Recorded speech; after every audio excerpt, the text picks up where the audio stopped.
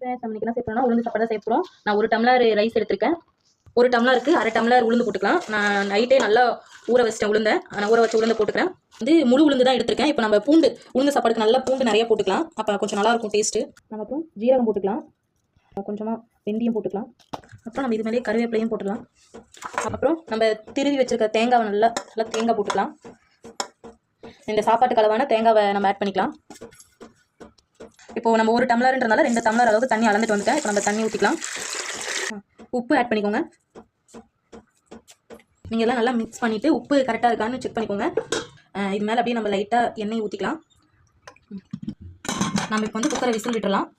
கன்னியாகுமரி மாவட்டத்தெல்லாம் அடிக்கடிக்க செய்வாங்க. இது நம்ம ஸ்டைலில் நம்ம செஞ்சுருக்கோம். உளுந்து சாப்பாடு எடுத்து விட்டுடலாம். எடுத்து விட்டுட்டு நம்ம இப்போ ஓப்பன் பண்ணி பார்க்கலாம். ஓப்பன் பண்ணலாம். பாருங்கள், உளுந்து சாப்பாடு ரெடி ஆகிடுச்சு. பாருங்கள் எப்படி வந்துருக்கு. பாருங்கள், நம்ம ஊற வச்சு உளுந்து போட்டதுனால உளுந்து பாருங்கள் நல்லா மாறிடுக்கு, நல்லா இதாக இருக்குது, வெந்திருக்கு.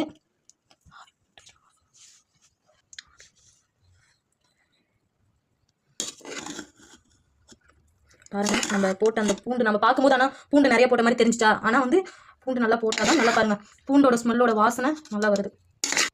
நாமளும் கன்னியாகுமரி ஸ்டைலில் உளுந்த சாப்பாடு செஞ்சுட்டோம். இது வாரத்தில் 2 டைம், மாதத்தில் 4-5 டைம் சாப்பிட்றது ரொம்ப உடம்புக்கு நல்லது. நம்ம இதில் சிக்கன் கிரேவி வச்சு சாப்பிட்லாம். ஓகே ஃப்ரெண்ட்ஸ், பாய். நீங்களும் இந்த மாதிரி உளுந்த சாப்பாடு சமைச்சு ட்ரை பண்ணி பாருங்கள்.